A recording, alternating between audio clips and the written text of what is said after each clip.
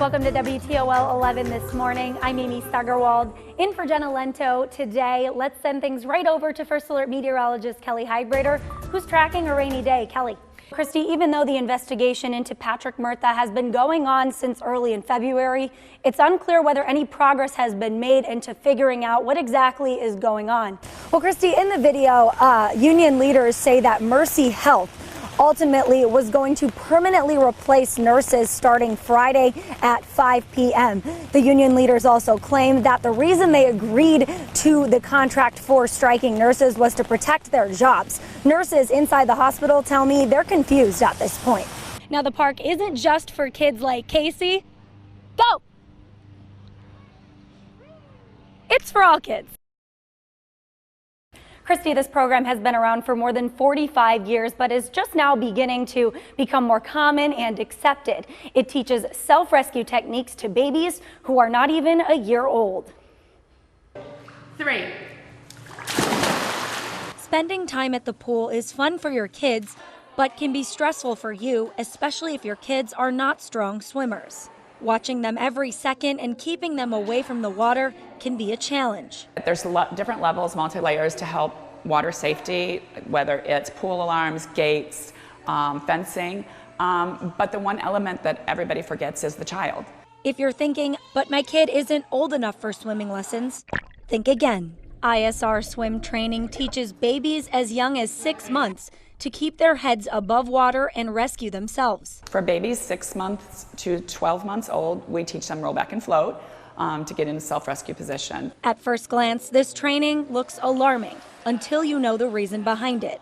Parents who enroll their children in ISR or infant self-rescue say it's tough to watch, but know it's an important skill that will put them at ease. I share a lot of our journey on social media, so I get a lot of, oh my gosh, that's so scary. It's not scary, you're saving your child's life. It's a skill that I believe all children should have to learn to save themselves, because kids are really fast and we can't watch them all the time. The training is customized to each child and done over a period of 6 weeks. When finished, each child is able to successfully turn over onto their back and keep themselves afloat. Annette says many of the children she has trained have actually used this rescue technique in real situations. My youngest one was a 10-month-old that I taught, trained when he was 7 months, and he leaned in the water to get a toy and fell in. Mom and Dad were packing up the car for vacation, walked around the corner, and there he was, in a starfish float. We call it starfish, just waiting for Mom and Dad to pick him up. And for that reason, children go through this training fully clothed with diapers on. Usually that adds an extra 5 pounds to the baby's weight. 83% of all water emergencies happen fully clothed. So if it does happen, they'll be like, oh, I've done this before, I don't need to panic. Information regarding ISR training and other low-cost swimming lessons in our area can be found on our free WTOL 11 app right now. Just click on that As Seen on TV section. Reporting live in studio tonight, Amy Steigerwald, WTOL 11. Jim Scher was watching his grandson in a wrestling tournament at Perrysburg High School. Little did he know his life would take a dangerous turn. During the match, Jim suddenly felt dizzy and out of nowhere collapsed and suffered a cardiac arrest. I said, I'm gonna pass out. And the next thing I remember was that I was, coming out of it. But in that time, first responders from all around came together to save Jim. One of those people was Dr. Michael Matten. And I was there for a tournament coaching kids, and someone came up and said that somebody had passed out. Dr. Matten and other nurses, doctors, police officers, and EMTs came together and began CPR. It was it was great to see the amount of people that came out that just wanted to help. First responders immediately jumped into action, one of them knowing exactly where the AED was. Dr. Matten says the AED ultimately made the difference. We could continue CPR, but that early shock was what helped him, in my opinion. This is the second time in less than 2 years that an AED has saved someone at a Perrysburg school. Their superintendent tells me this leads to a bigger conversation about safety. And we've talked internally here just in this last week about at events like that, having a moment before the event begins to remind people where the exits are, where the AEDs are, and what they need to do in the event of an emergency. Tonight, less than a week later, Jim is recovering at St. Luke's Hospital.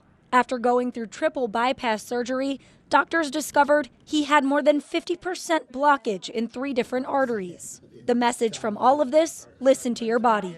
And I hid it for about 2 or 3, 4 months. I had some burning sensation in my chest when I would walk a long ways or when I would cut the grass or do something exerting. Get yourself checked out. Make sure that you know exactly what it is. But most of all, Jim wants to say thank you. I just want to say to all of them, thank you so much for saving my life. In Perrysburg, Amy Steigerwald, WTOL 11. Well, the nurse I spoke to tells me the reason they chose to stay inside the hospital was ultimately to get a paycheck and provide for themselves. The nurse is remaining anonymous for protection. Right now, St. Vincent healthcare workers are standing their ground outside the hospital, but some nurses on the inside describe having mixed emotions. We spoke with one who is remaining anonymous. Despite not walking out, this nurse says they have friends on both sides and ultimately respects and agrees with why people are striking. I think the issue with the contract was on-call time, which is a big deal, yes, and the healthcare. Leading up to this strike, this nurse says they were terrified. They describe some coworkers walking out and some staying behind, not knowing how or if Mercy or the union would punish each side. So I was terrified, and also my team isn't there, so I was just so scared. But I don't know what the penalty is.